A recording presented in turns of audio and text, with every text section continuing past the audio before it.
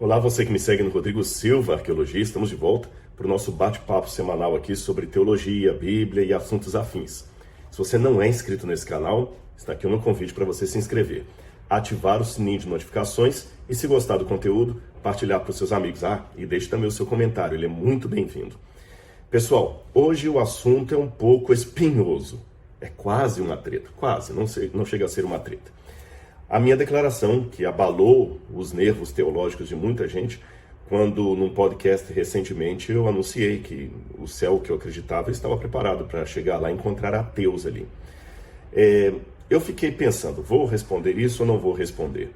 Antes de mais nada, eu quero pedir desculpas a vocês porque eu estou fora de casa e não trouxe o meu microfone. Então o som hoje está som ambiente. Eu espero que isso aí não desanime você com relação à qualidade do vídeo, tá bem?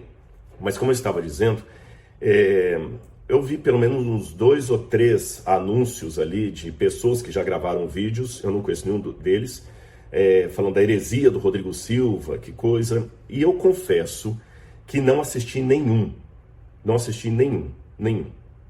deles eu vi. Por que eu não assisti?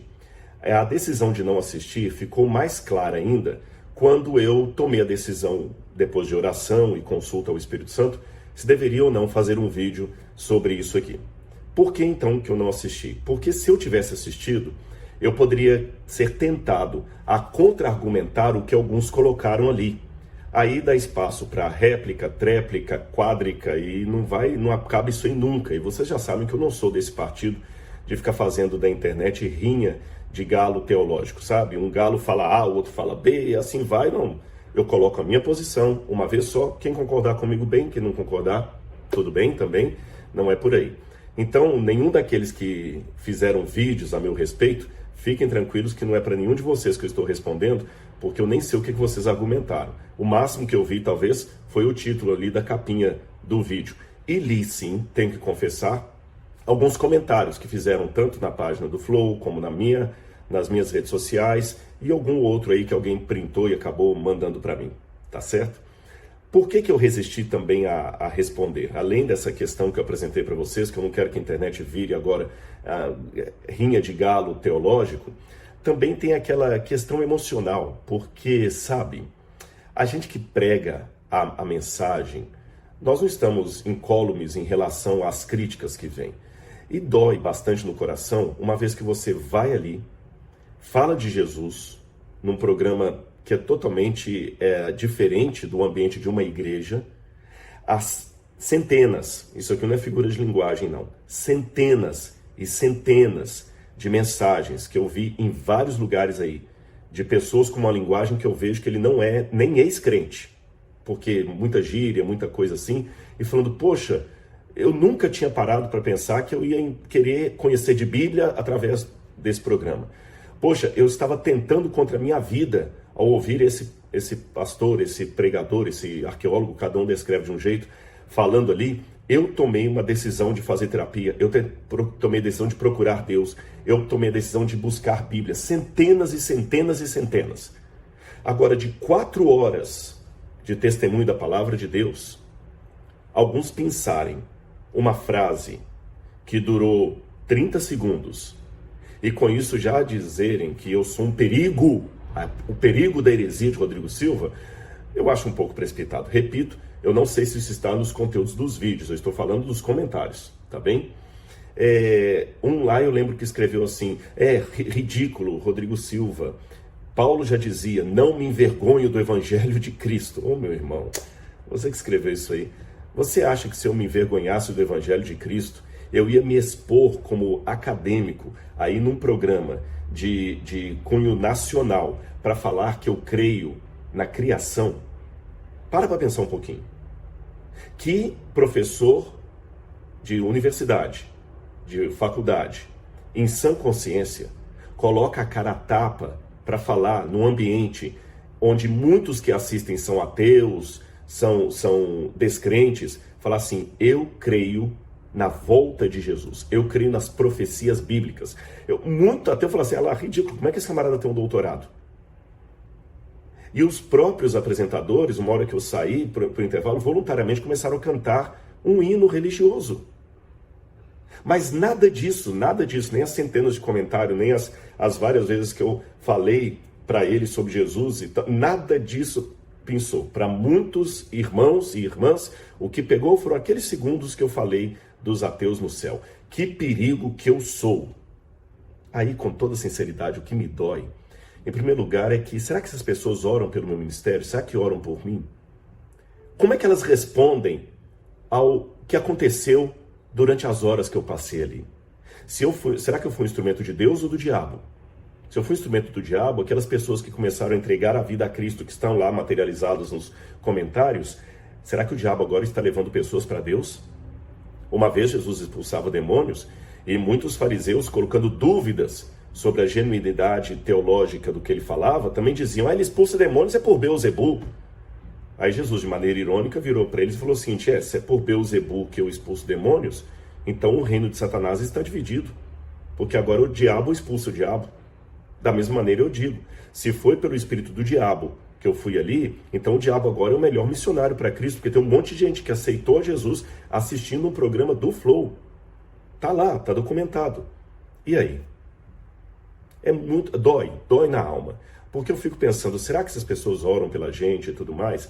Mas eu tenho que, ao mesmo tempo, não ficar me medindo por coisas de internet, ser resiliente, mas também sem deixar de ser humano. Eu sei que muita gente já deve estar escrevendo aí, Rodrigo, não liga para esse pessoal, não, nem perca tempo em responder e tudo mais, isso dá mais pano para manga. De fato, você tem razão.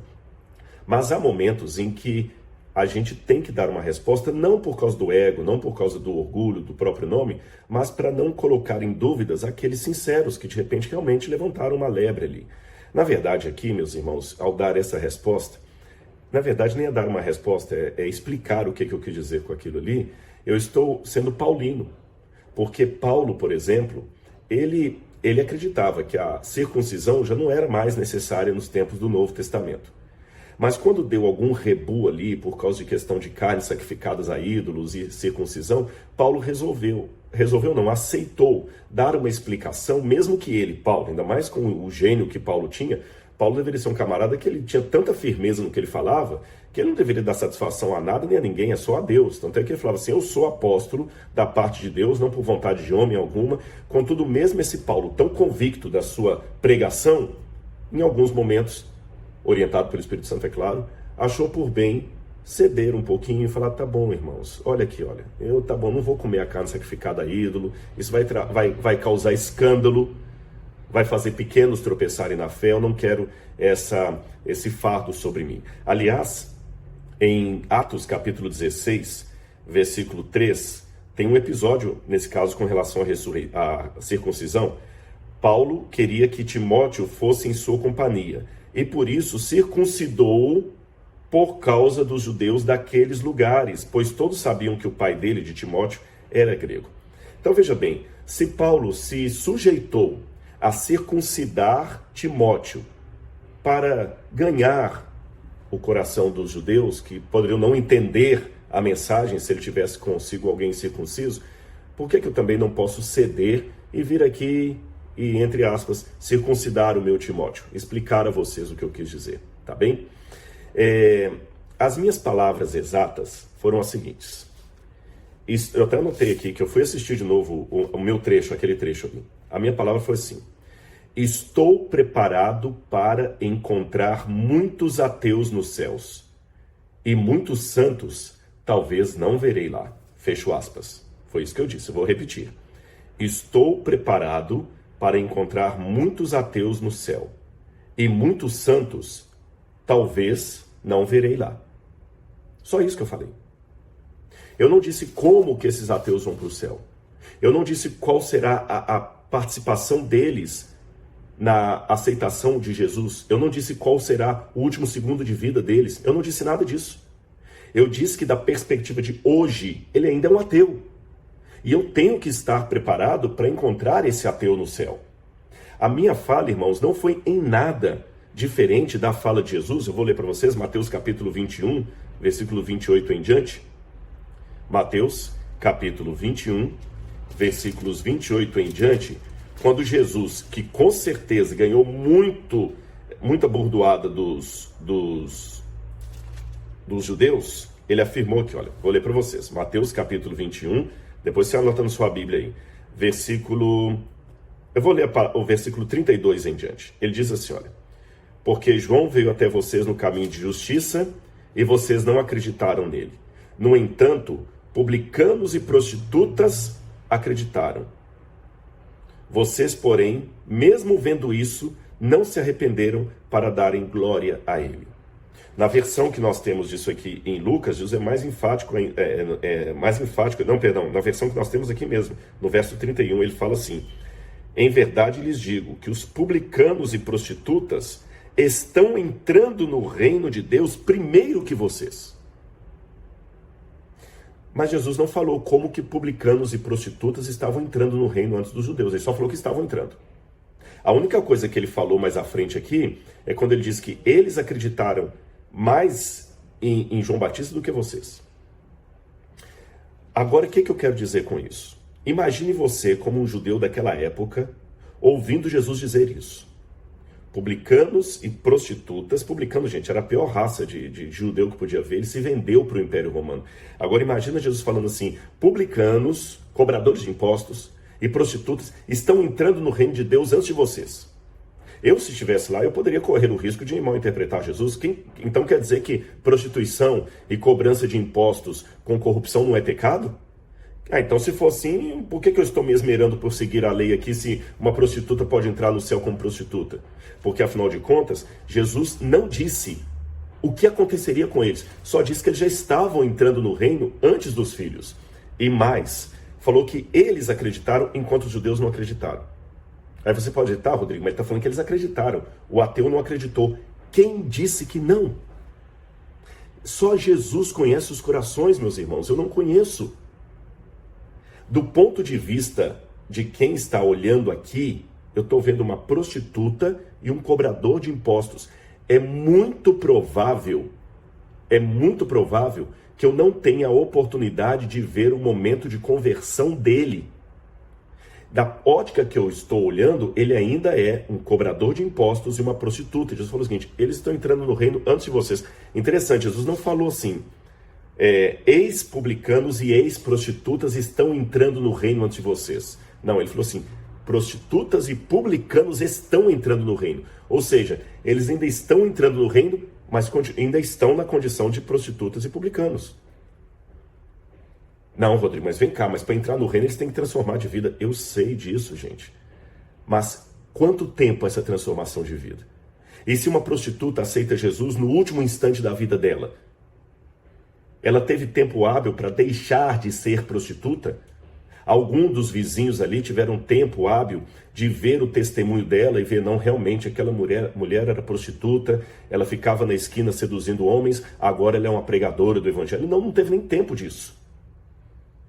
Me chama a atenção que quando Lucas e Mateus, mas mais Lucas, relata a conversão do ladrão na cruz, Lucas não deixa de chamá-lo de ladrão porque ele se converteu. Ele continua sendo chamado de ladrão.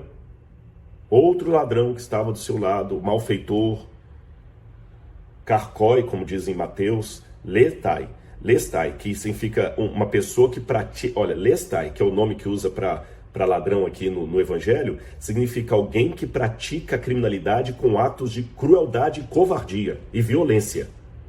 Esse era o ladrão que estava na cruz.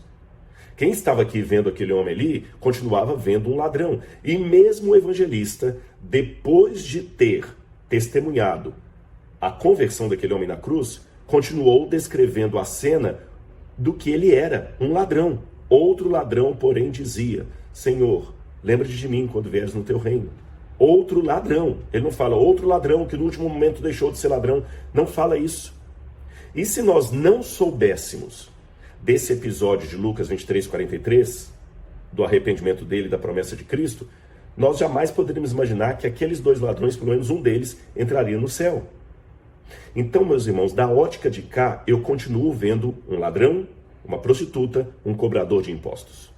O que vai acontecer, o que está acontecendo no coração deles, eu não sei. Por isso, assim como Jesus falou, prostitutas, cobradores de impostos, estão entrando no reino antes de vocês, Eu também disse, estou preparado para encontrar muitos ateus no céu, porque da minha ótica aqui, eu só enxerguei um ateu, mas da ótica do Espírito Santo, ele viu o que aconteceu na vida daquele ateu. E outra, o que mais me dói é que muitos ateus ganharam mais argumento para o seu ateísmo devido aos comentários que alguns santos irmãos escreveram na internet. Que absurdo! Pois o céu, que um colocou lá assim, pois diferente do Rodrigo Silva, o céu que eu acredito não tem espaço para ateu, só tem espaço para quem aceitou Jesus como seu salvador pessoal. Se eu fosse um ateu e lesse aquilo ali, eu falo, tá vendo? Olha. Uma vez um homossexual falou algo muito marcante. Isso está no livro de Philip Yancey, Maravilhosa Graça. Ele falou o seguinte: é mais fácil encontrar sexo na esquina do que um abraço numa igreja. Por isso que eu fico aqui. É mais fácil encontrar sexo numa esquina do que um abraço numa igreja. Porque muitos religiosos confundem a aceitação da pessoa com o endosso da prática pecaminosa da pessoa. Não é por aí, irmãos. Nós não sabemos. Não sabemos. Ah, Rodrigo, mas você deveria ter esclarecido. Jesus não esclareceu quando ele falou: muitos publicanos e pecadores entram no céu antes de vocês. Ele não esclareceu. Ele não esclareceu. Quando os fariseus viram aquela turma com Jesus, a prova maior que eles ainda não estavam com sinais de transformação está no próprio relato dos fariseus e publicanos. Eu sei que alguém pode falar, mas eles eram preconceituosos. Sim, eram preconceituosos, mas não eram estúpidos. Quando eles estavam andando na cidade, provavelmente de Cafarnaum, e viram Jesus dentro de uma casa, eles descreveram o que eles estavam vendo. Esse homem recebe pecadores e come com eles. Esse homem recebe pecadores e come com eles. E várias vezes Jesus foi acusado de receber pecadores e comer com eles. E não há nenhuma nota dos evangelistas atualizando a situação. Coisa do tipo, por exemplo, eu vou dar um exemplo para você. Quando Jesus falou o seguinte: destruam esse corpo e em 3 dias eu o reerguerei, o evangelista explica, João, ele na verdade estava se referindo ao seu corpo, mas os judeus disseram que ele estava falando do templo de Jerusalém. Ou seja, quando havia uma má interpretação absurda do ato de Jesus, o evangelista explicava. E em nenhum momento os evangelistas dizem assim: os fariseus reclamaram porque Jesus recebia pecadores e publicanos e prostitutas e comia com eles, mas eles não sabiam que essas pessoas já haviam abandonado suas práticas pecaminosas. Não, o evangelista não corrige. Então, do ponto de vista social, Mateus ainda era um publicano. Ele ainda era um cobrador de imposto. A mulher adúltera ainda era uma adúltera. Ela arrependeu, é claro. Mas e aqueles que não viram arrependimento? É esse o ponto que eu quis dizer. E assim como o evangelista, ao descrever as palavras de Jesus, não achou necessário esclarecer o que ele quis dizer com prostituta entrando no céu, é uma prostituta que vai deixar de ser prostituta? Assim como o evangelista achou que não seria necessário esse esclarecimento, eu também achei que não seria necessário esse esclarecimento. E assim como prostitutas e pecadores e cobradores de impostos precediam aos filhos na entrada do reino, muitos ateus também precederão muitos cristãos orgulhosos. É esse o ponto. E me dói, irmão. Será que de tudo aquilo ali, só isso aí que pegou? E desculpem, alguém pode falar: Rodrigo, é mais simples você pedir perdão. Não vou pedir perdão, não falei nenhuma heresia. Se eu falei heresia, Jesus também falou. Aliás, deixe-me mudar uma coisinha para você. Deixa eu fazer uma pergunta para você. O que é pior? Ateísmo ou idolatria? Qual dos pecados é pior? O pecado de não crer em Deus ou o pecado de adorar ídolos? Pensa um pouquinho. Se você falar: Rodrigo, os dois estão em pé de igualdade, então eu tenho um problema. Eu tenho um problema. Porque muitas vezes nós temos na Bíblia situação de uma pessoa idólatra que já estava demonstrando fé em Jesus. Lembra o caso do centurião de Cafarnaum? Ele até era amigo dos judeus, ajudou a construir a sinagoga, mas nada, absolutamente nada no texto diz que ele havia se convertido ao judaísmo. Ele não era também discípulo de João, porque se ele tivesse sido discípulo de João Batista, ele teria deixado de ser centurião. Se ele tivesse se convertido ao judaísmo, ele também deveria ter deixado de ser centurião. Se ele tivesse se convertido a Jesus, também ele deixaria de ser centurião. Então, se ele ainda é apresentado como um centurião de Roma, um centurião, é porque ele ainda tinha como parte do seu ofício práticas idólatras. Ele ainda acendia incenso a César, ele ainda tinha que adorar os deuses, o deus Marte, o deus da guerra. Ele ainda tinha que cultuar as divindades pagãs. Ele tinha que reverenciar os deuses. E Jesus olha para esse homem e fala o seguinte: puxa vida, nem em Israel todo não achou uma fé como desse homem. Imagine a cabeça de alguém, fariseu, saduceu, próprios discípulos ali: poxa, eu guardo o Shabat, eu não como carne de porco, eu ofereço o sacrifício, e eu tenho a minha espiritualidade toda desenvolvida na Torá, e Jesus me falar que esse camarada tem uma fé maior do que todos aqui?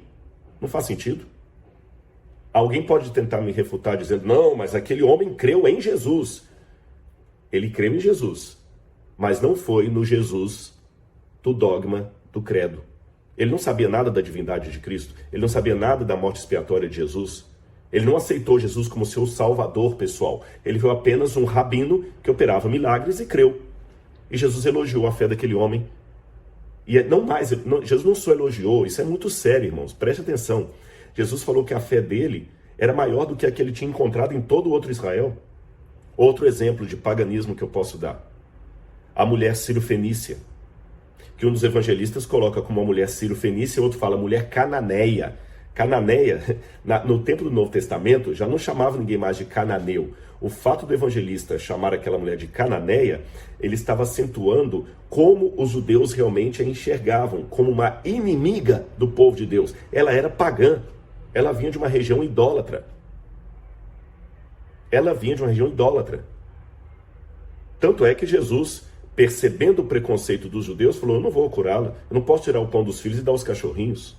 Eu fui enviado às ovelhas da casa de Israel. E ela vem e se prostra e o adora. E Jesus quebra o preconceito, a xenofobia, o chauvinismo dos seus discípulos. Com todo respeito, meus irmãos, chauvinismo, preconceito e xenofobia que muitos de vocês que se escandalizaram com minha palavra demonstraram. Se fosse hoje, talvez Jesus falaria de maneira paradoxal: tá vendo esse ateu aqui? Eu não vi na igreja a fé que eu encontrei nesse ateu. Irmãos, nós não podemos julgar.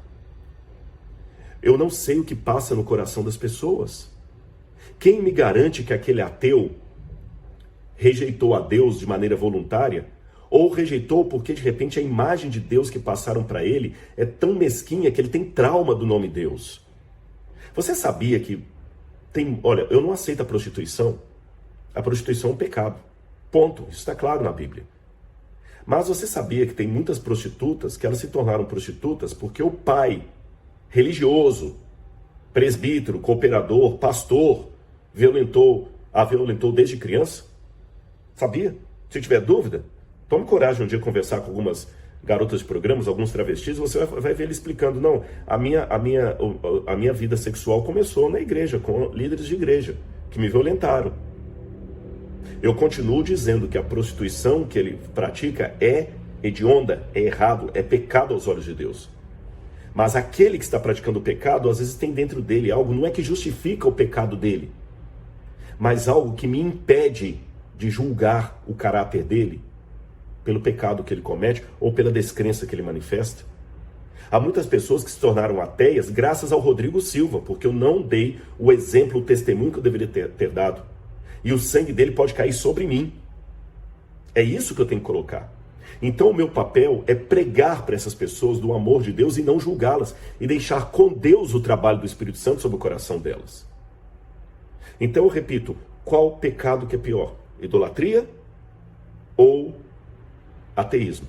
E no passado, e tanto no Novo Testamento, eu dei o exemplo aqui do homem de Roma, lá do romano, como da mulher sírio-fenícia, que eram idólatras. Os magos do Oriente que vieram prestar adoração a Jesus. Você acha que eles eram monoteístas? A Bíblia não diz nada, tá certo?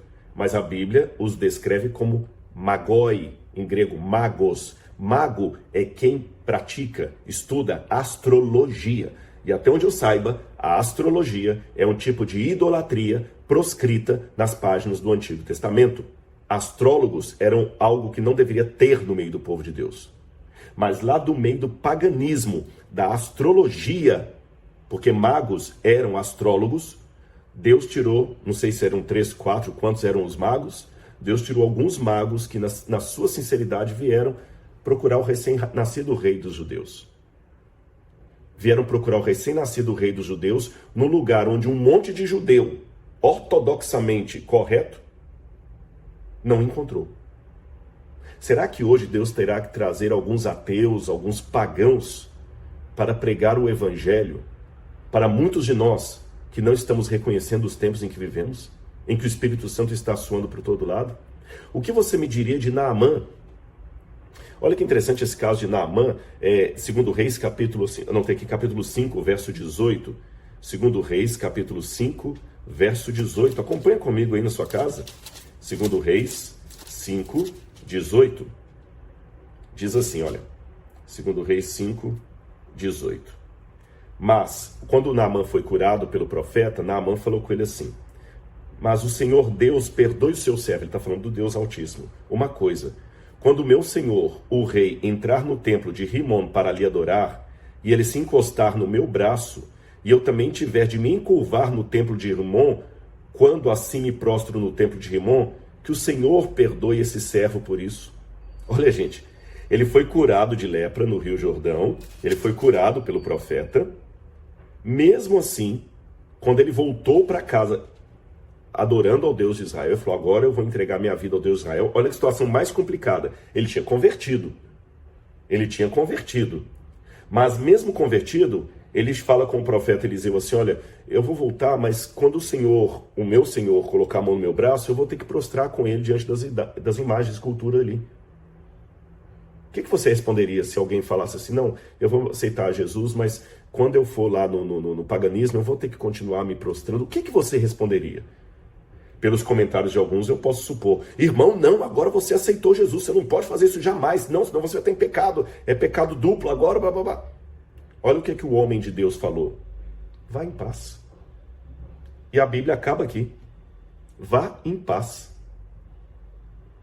Ou seja, ele continuou, pelo menos externamente, praticando idolatria. E se você me disser: não, Rodrigo, mas no coração não estava adorando, é pior. Ele não estava adorando, mas estava fingindo que adorou. Imagina alguém que aceitou o Deus de Israel e continuava prostrando. Mas Eliseu aqui teve uma sensibilidade psicológica dada pelo Espírito Santo, falar: calma, Eliseu, cada coisa ao seu tempo. Ele não está preparado para isso ainda, mas ele já é meu. Tanto é que eu o curei. É isso que você tem que aceitar, meus irmãos. É isso que nós temos que aceitar. Como Deus vai fazer para tocar no coração daquele ateu, eu não sei. Mas Deus vai fazer. E se eu estiver num céu que não está preparado para receber esse tipo de gente, eu estou fazendo um céu de clube dos santos. E aqui eu tenho um problema. Quando no Antigo Testamento, a circuncisão era uma coisa séria. Quando Deus instituiu a circuncisão para Abraão, você pode ler lá em Gênesis capítulo 17, verso 14, olha o que Deus falou bem claro para Abraão quando ele instituiu a circuncisão. Gênesis capítulo 17, verso 14. Deus falou assim para Abraão, preste atenção: o incircunciso que não tiver sido circuncidado na carne do prepúcio deve ser eliminado do meio do seu povo, pois quebrou a minha aliança. Eu podia citar outras passagens sobre a circuncisão no Antigo Testamento, mas se nós estivéssemos ali, era muito claro que a circuncisão era algo seguinte: ou o sujeito é circunciso, ou ele não tem salvação. Tanto é que quando Davi vai batalhar contra Golias, ele fala: quem é esse incircunciso para vir contra nós? Ou seja, ou você era circuncidado e cumpria os mandamentos ali do povo hebreu, ou você estava fora. Isso era claro. Claro. Aí Deus quebrava a perna, mostrando várias vezes pessoas fora do judaísmo que eram amadas de Deus e usadas por Deus na idolatria, na incircuncisão. O que eu quero dizer com isso? Deus mentiu para Abraão? Não. A circuncisão era o sinal do pacto dele com Abraão. Isso era claro. Não há o que questionar nesse sentido. Isso era claro. Mas Deus falou, aqueles que não são circuncidados, esses vocês deixem comigo.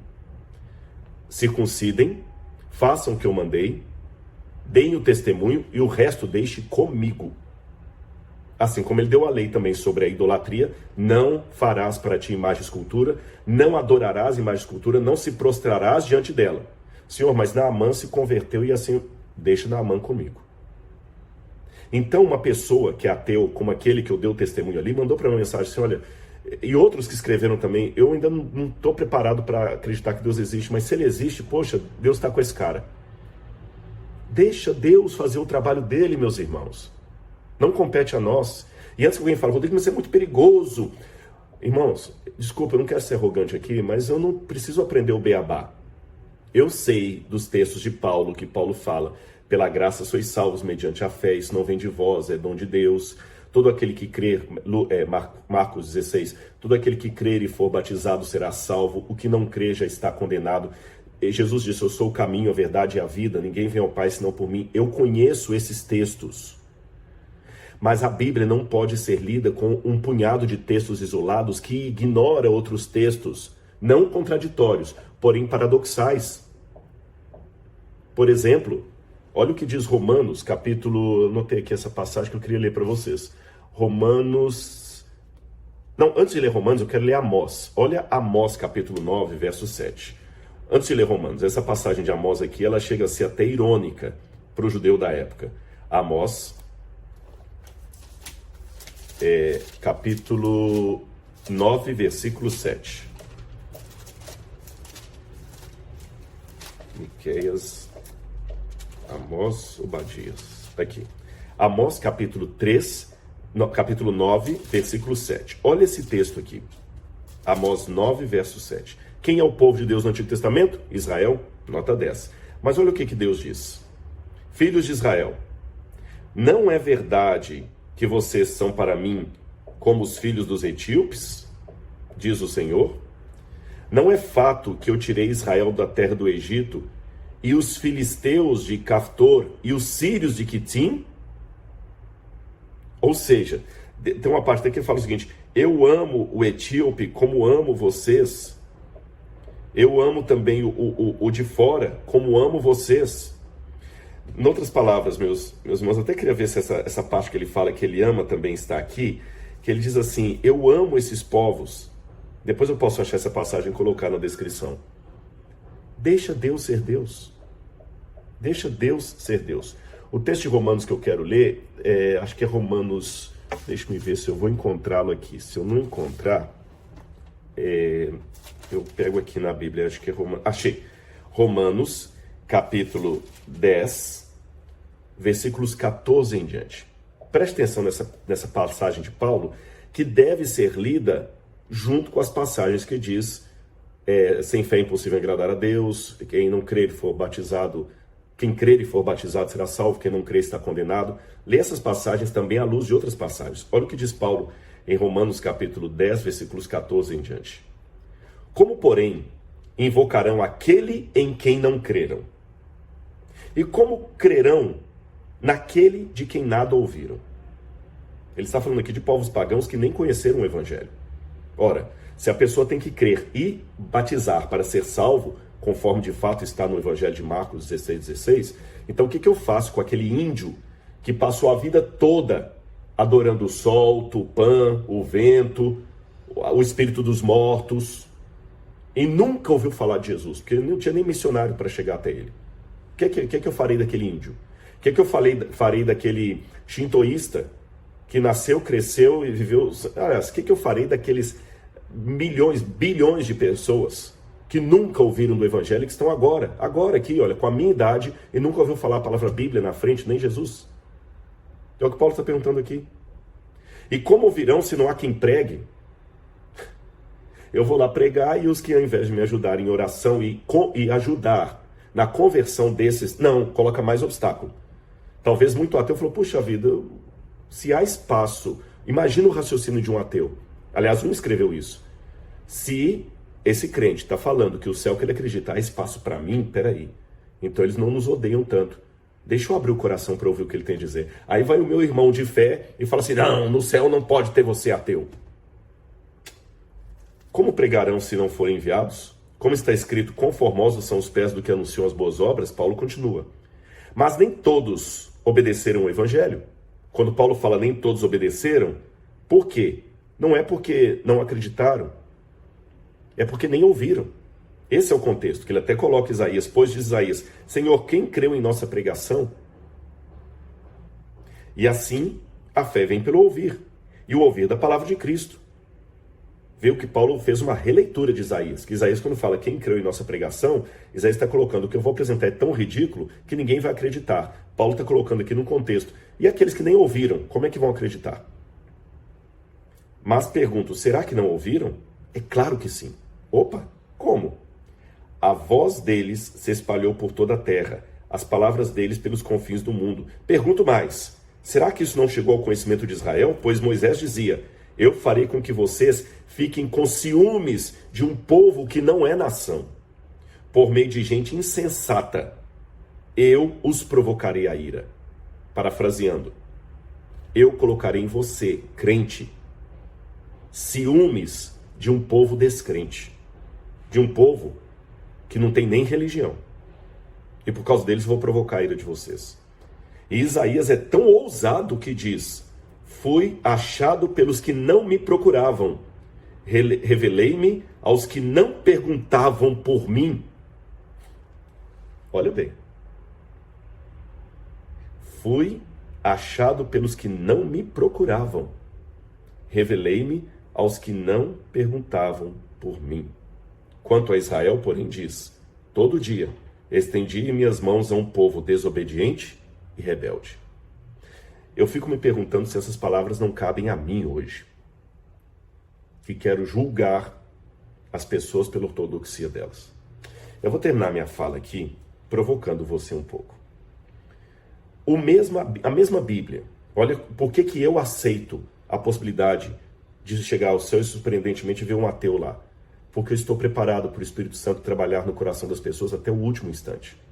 E eu supunha não precisar explicar isso para irmãos crentes.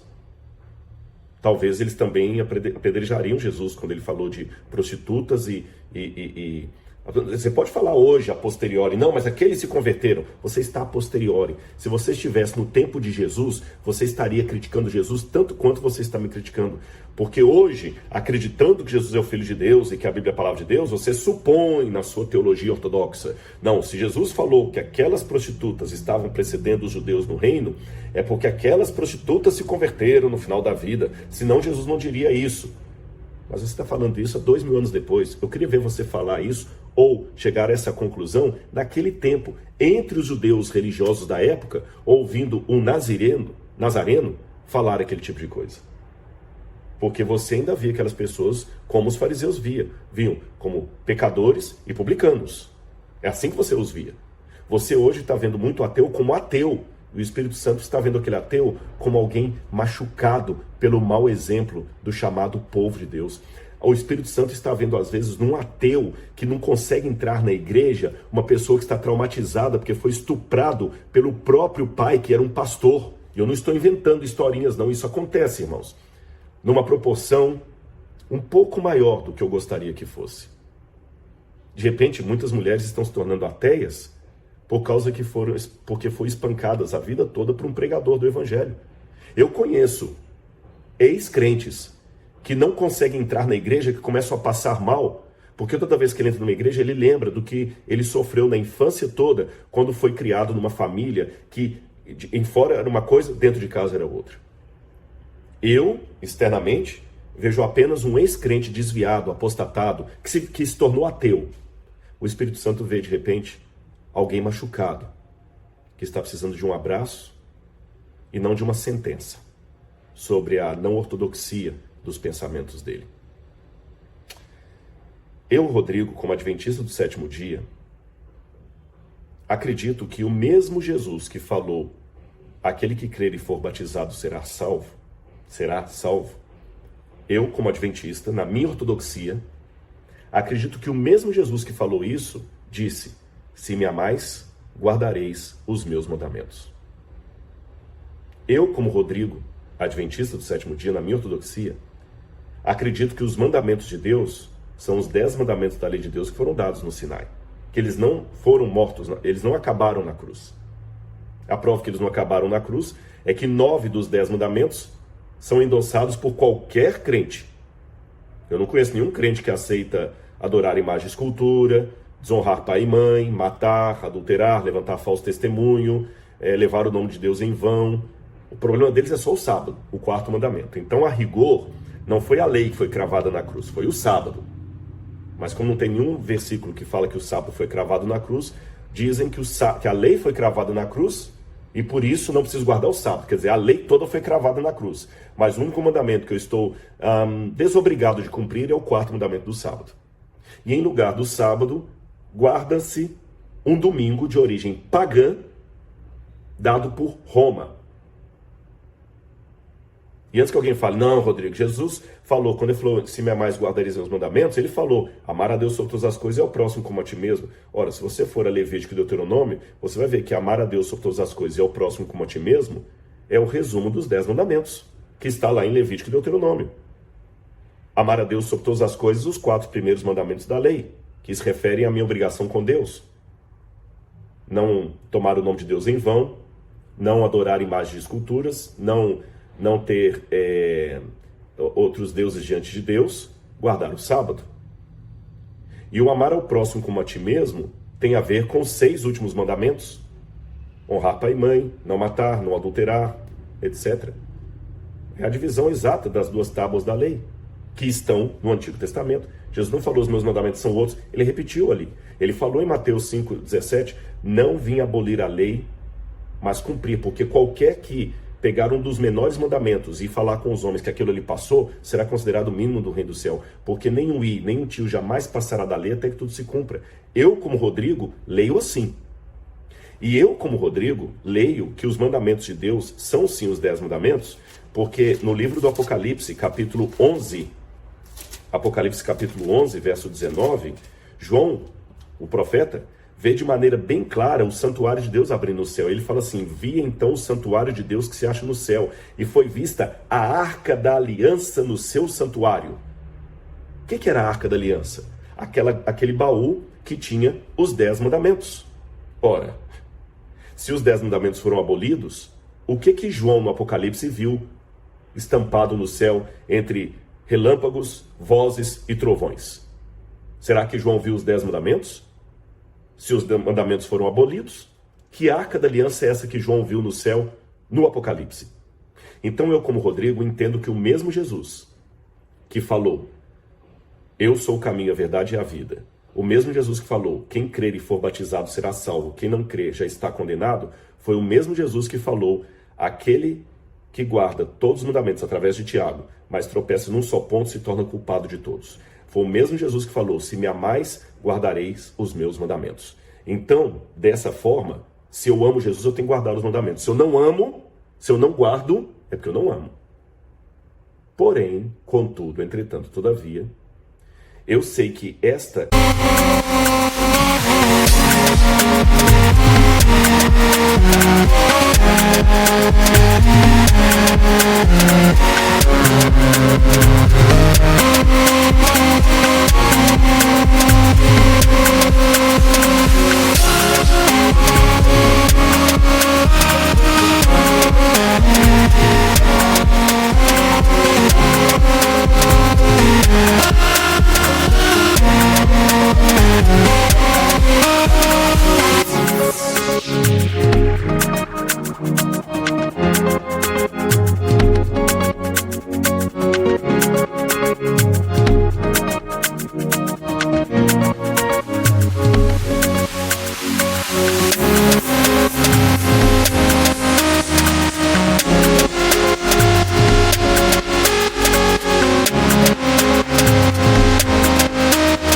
É a maneira como eu estou entendendo a Bíblia. Muitas pessoas, de repente, não tiveram a luz que eu estou tendo, ou viram na ótica que eu estou vendo. É por isso que eu acredito num céu que muita gente, que talvez não tenha a compreensão que eu tenho do sábado, vai entrar lá. É com esse espírito de deixar Deus ser Deus e não Rodrigo ser Rodrigo, que eu aceito quando o irmão assembleiano ora por mim, quando um irmão presbiteriano fala assim, olha, eu te sigo e você tem o Espírito Santo, e eu agradeço com toda sinceridade. É esse mesmo amor e aceitação que eu tenho quando uma vez eu recebi um Shabat na Turquia com um judeu e uma muçulmana. É esse mesmo amor que os missionários têm por aqueles que moram na janela 1040 e que entendem que quando chegam ali eles veem no paganismo da janela 1040 um cristianismo sem cristologia, um cristianismo sem teologia que ele não esperava encontrar nas igrejas aqui. É esse mesmo amor dos missionários que eu tenho por aqueles que pensam diferente de mim, teologicamente, meus irmãos evangélicos, cristãos de outras denominações, católicos. É o mesmo amor que eu demonstro por eles e aceitação, amor/aceitação, que eu demonstro pelos da janela 1040, que eu demonstro pelos céticos e ateus. Eu tenho convicção da minha doutrina. Senão eu não seria adventista, eu seria arreligioso. Eu não teria igreja nenhuma. Eu tenho a minha teologia, eu tenho a minha ortodoxia. Eu afirmo para você o que é certo e o que é errado. Mas eu paro aí. Não compete a mim dizer quem está salvo, quem não está salvo. Então, assim como eu espero encontrar no céu pessoas que pensam diferente de mim, eu espero encontrar no céu alguns ateus. Porque só o Espírito Santo sabe o que está se passando no coração dele, porque ele é ateu e o que vai acontecer com ele até o último instante da vida dele. E eu espero que você aceite também. Porque, pelo menos é isto que eu encontro na Bíblia Sagrada. Que Deus abençoe você, meus irmãos, e vamos pregar a mensagem, porque a minha vida é a única Bíblia que muito ateu está lendo lá fora. Um abraço.